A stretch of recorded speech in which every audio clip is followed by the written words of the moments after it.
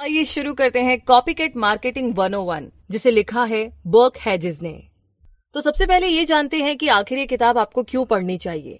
ये वो कहानी है जो मुझे हमेशा से ही पसंद है। तो कहानी कुछ इस तरीके से है कि एक बार एक बिजनेस मैनेजर होता है जिसकी उम्र लगभग 40 के करीब थी। उसे पैसे की हमेशा बड़ी तंगी रहती थी, इसीलिए वो एक फाइनेंशियल एडवाइजर से मिलने के लिए अपॉइंटमेंट लेता है ताकि उसे फाइनेंस से रिलेटेड कुछ एडवाइस मिल सके। तो अब होता यूं है कि अपॉइंटमेंट वाले दिन वो उस फाइनेंशियल एडवाइजर से मिलने उसके ऑफिस पहुंचता है। उस ऑफिस के बाहर 2 दरवाजे थे, जिसमें से एक दरवाजे पर एम्प्लॉयड लिखा हुआ था और दूसरे दरवाजे पर सेल्फ एम्प्लॉयड लिखा था। अब वो आदमी एम्प्लॉयड लिखा हुआ दरवाजा खोलता है क्योंकि वो खुद एक एम्प्लॉय था, और जब वो उस दरवाजे को खोलकर अंदर जाता है तो उसे फिर से 2 दरवाजे मिलते हैं। उनमें से एक दरवाजे पर लिखा था 1 साल में $40,000 से कम कमाई, और दूसरे में लिखा था 1 साल में $40,000 से ज्यादा कमाई। अब उस मैनेजर की कमाई सालाना $40,000 से कम थी, तो इसीलिए वो पहला दरवाजा खोलता है। अंदर जाने पर उसे फिर से 2 दरवाजे मिलते हैं, जिसमें से एक पर लिखा था 1 साल में $2,000 से ज्यादा सेविंग, और दूसरे में लिखा था 1 साल में $2,000 से कम सेविंग। अब क्योंकि उस आदमी के सेविंग अकाउंट में बस $1,000 ही थे, इसीलिए वो दूसरा दरवाजा खोलकर अंदर चला जाता है और क्या देखता है कि वो उसी जगह पर वापस आ गया है जहां से वो फर्स्ट टाइम ऑफिस के अंदर गया था। तो यहाँ पर कहने का मतलब ये है कि अगर आप सेम चॉइस चूज करते हैं तो आप कहीं नहीं पहुंचते, बल्कि वहीं रहते हैं जहां से आपने शुरू किया था। आप हमेशा वहीं वापस आएंगे जहां से चले थे, क्योंकि आगे बढ़ने के लिए आपको अलग अलग दरवाजे खोलने होंगे ताकि आपको डिफरेंट रिजल्ट्स मिल सके। लेकिन ये रिजल्ट्स मिलेंगे कैसे, ये बहुत इंपॉर्टेंट सवाल है। और अगर आपको ये जानना है कि वाकई में वो कौन सा दरवाजा है, आगे कैसे बढ़ना है, क्या करना होगा, तो ये समरी आपके लिए है। तो आइए शुरू करते हैं। सबसे पहला चैप्टर है we live in a world of copy cats. जी हाँ, हम कॉपी कैट्स की दुनिया में रहते हैं।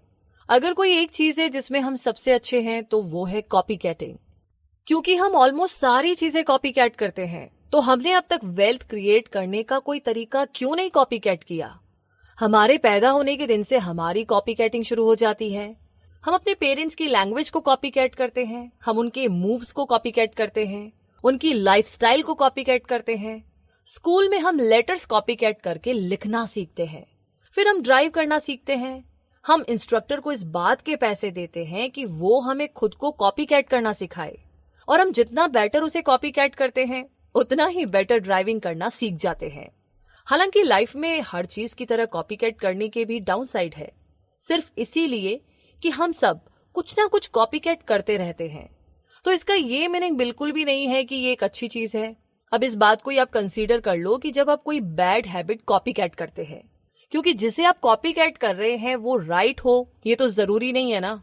जैसे एग्जाम्पल के लिए आप इस कहानी को ही ले लीजिए, जिसमें एक आदमी की घड़ी की यानी कि क्लॉक्स की शॉप होती है। हर रोज एक बूढ़ा आदमी उस आदमी की शॉप के पास से गुजरता था और घड़ियों को देखता था। वो अपनी पॉकेट वॉच निकाल करके कुछ देखता और अपने रास्ते चला जाता, ना कुछ बोलता ना कुछ पूछता।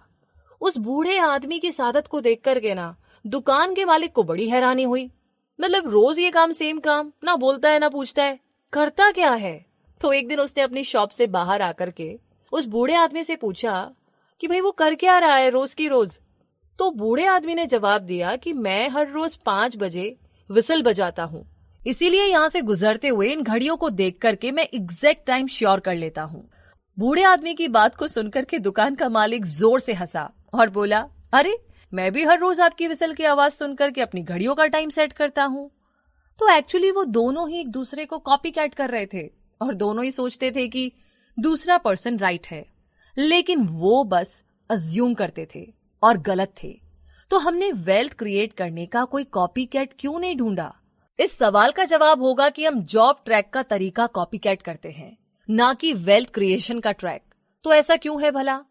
दरअसल ऐसा इसलिए है क्योंकि ज्यादातर लोग यही सोचते हैं कि अपने फाइनेंशियल ड्रीम्स को पूरा करने के लिए सिर्फ जॉब ही एक तरीका है, मतलब नौकरी ही करनी पड़ेगी। तो आप भी अब सोच समझ करके चूज करें। उन 95% लोगों की तरह जो जॉब ट्रैक पर है और शायद 65 की एज तक जिनका दिवालिया निकल चुका होगा। क्या आप भी यही चीज कॉपी कैट करेंगे, या फिर 5% लोगों को कॉपी कैट करना पसंद करेंगे जो वेल्थ क्रिएशन ट्रैक पर है और जो 65 की एज से पहले ही फाइनेंशियली इंडिपेंडेंट या शायद वेल्थी भी बन चुके होंगे? तो जो भी चूज करें सोच कर करें।